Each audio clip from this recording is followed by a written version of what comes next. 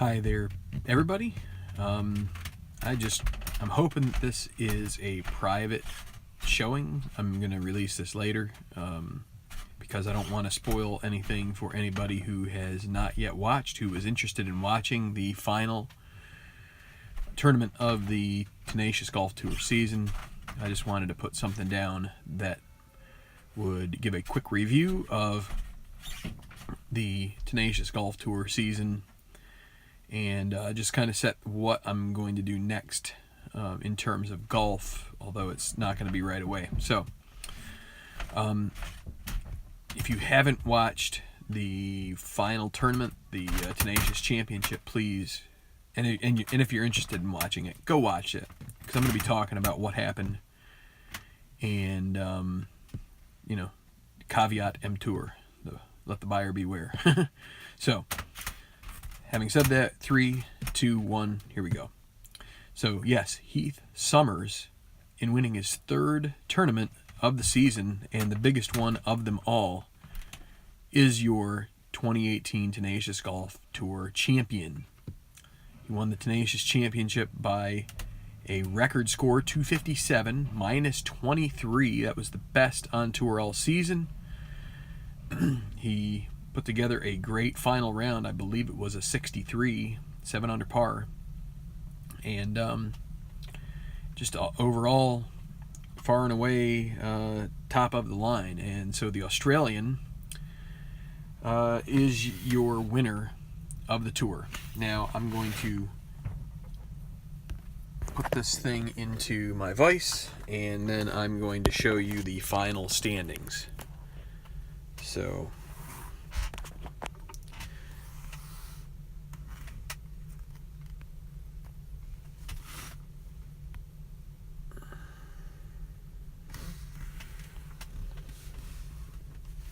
alright, well, let's work on this. So as you can see here, as we talked about, Heath Summers, the final, and this is wrong, I should have changed that heading there, but Heath Summers overcomes a 1,200 point deficit. Of course, you win 2,000 for one of the playoff events, so he wins with 5,236 Tenacious Cup points.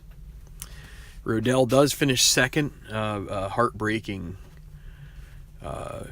collapse there on the final day. He was in great position to be the champion, but when it came right down to it, he was unable to follow through and do it. So Dustin Emmerich also had a bit of a tough day, although he did end up finishing third in the overall points with 43-33.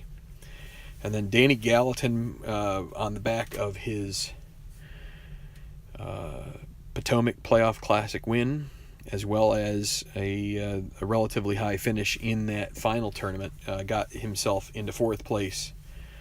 And then you had Gareth Leonard, Trent McAdams, Yun Lee Song, Evan Aldrich, Gary Zakowski. Aldrich, the only one in the top 10 who did not have a victory. And finally, Gil Granbury. So we can scroll up a bit here and see the next 11. Todd Aaron's a winner on tour. Dave Simanowicz Jr., Enrique Magallanes, Bob Demelmeyer, Greer Copeland III, Martin Van Dyke, Adam Trenchard, Gail Honorado, Myung Cho, and Burke Yielding are your top 20. So I think that's about as far as I'm going to go with this at this point. So, we can take a look real quick at the score. Let's take a look at the money leaders. Let's see how much money we gave away. That's fun. Money leaders on tour. That's not what I want. That's some... So Dustin Emmerich is your money winner in theory. $8,877,000 he earned. Heath Summers down by about $500,000, just a little less than $500,000 away from Emmerich. Yun Lee Song winning 3 tournaments, but obviously those guys didn't necessarily finish in the top 10 every time. But Emmerich did win a major, which has a higher payout than the other tournaments. Yun Lee Song did as well, but fewer top 10s cost him, and see Carson Riddell. Okay, So, and I'll tell you what, we'll do scoring leaders as well. Sommers actually is your scoring champion. Under 69, only golfer under 69. That final tournament probably had a big part in that. Emmerich just at 69.03, and then Yun Lee Song. So, all right. So finally, whoa, hi, there we go. So, last but not least, so we've got, obviously, at the soccer is going to be something that's going to be spun out here pretty soon. So just hold on tight for that. Already done a lot of the legwork for that, so I should be ready to get going here in relatively short order. Also, we got second season football still on the plate. Still in the midst of that season. I may even pull out one of my baseball projects and just play a few games in that at some point. But the soccer and the NFL stuff, replay stuff, will be first. Okay, so I mentioned next steps as far as golf. So I'm going to, at some point, probably, maybe I'll do it in November. That'll be a month. We're almost to the end of September, so to get through October, unless I really get the itch for it. But I think this would also be the type of project that I would want to spread out over a couple weeks. So I might do a couple things right away, and then it's going to take a little bit of planning, but it's going to be the U-Haul Cup. So obviously this weekend the Ryder Cup is in full swing, and there was a Ryder Cup set published in the last Play newsletter, and which had the course, which is I forget, Le Golf France or something. I forget the name of it. Le Golf Nash, I don't know. Whatever it is, they've got that course in the newsletter, as well as the teams, the exact teams for the Ryder Cup. What I'm going to do is I'm going to try and run a very similar thing, except I'm going to use the fictional universe. So,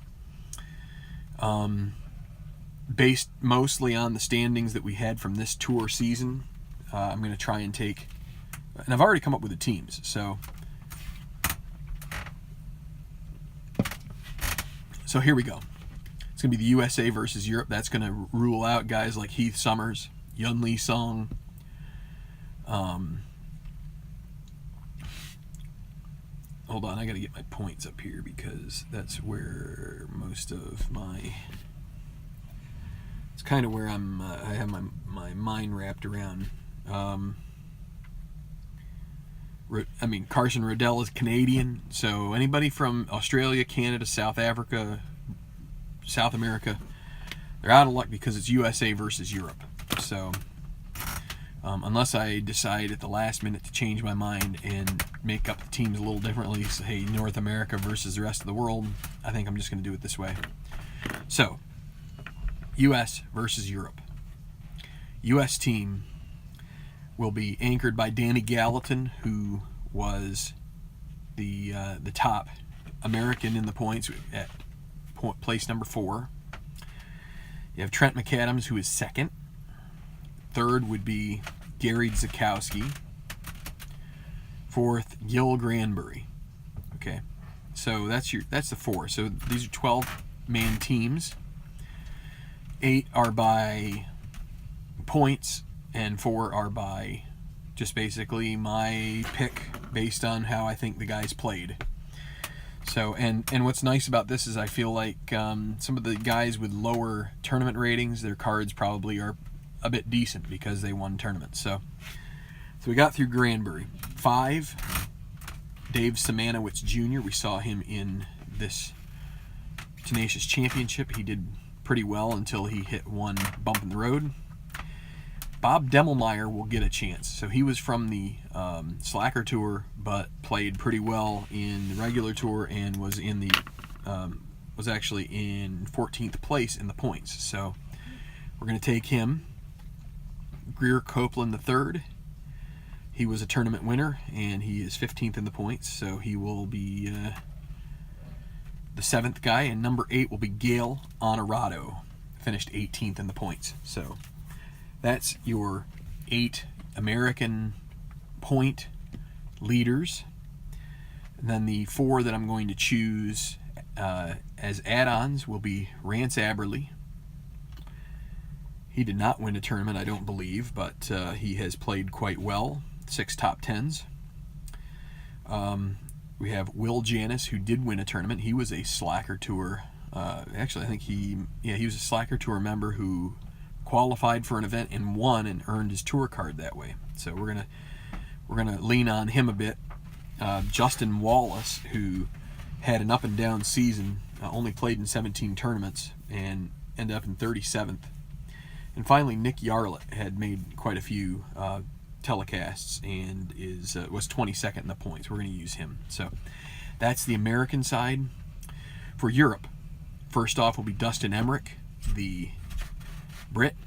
He will be number 1. Then the Scotsman, Gareth Leonard, will be the second one. Third will be Enrique Magallanes from Spain. Magallanes ended up finishing 13th. So Martin van Dijk will be 4th. He is from the Netherlands, and he finished in 16th in the points. Then Adam Trenchard, also a British fella.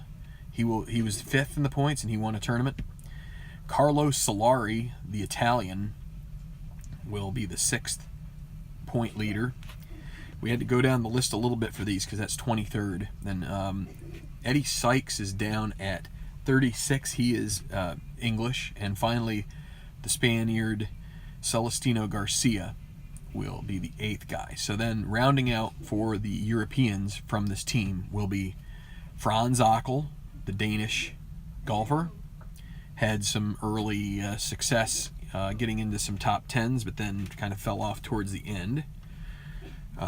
Actually just had one top 10, but he was in some telecasts, and we'll see how he goes. David Alvestad also made a couple top 10s. He's Swedish. And then Darren Sears, another British chap, finished 52nd in the points. Did not have any top 10s, but he is going to be one of them. And finally, Joshua New, the German. So that's going to round out Europe, and we'll see. I have to figure out how I'm going to pair these guys up and how I'm going to run. The 4-ball is pretty easy, but what I'm going to end up having to do,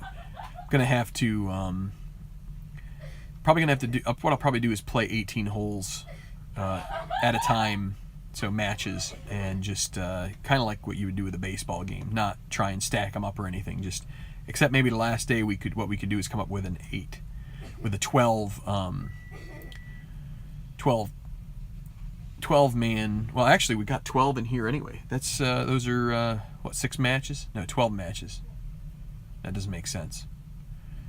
You need 24 guys. So what we might have to do is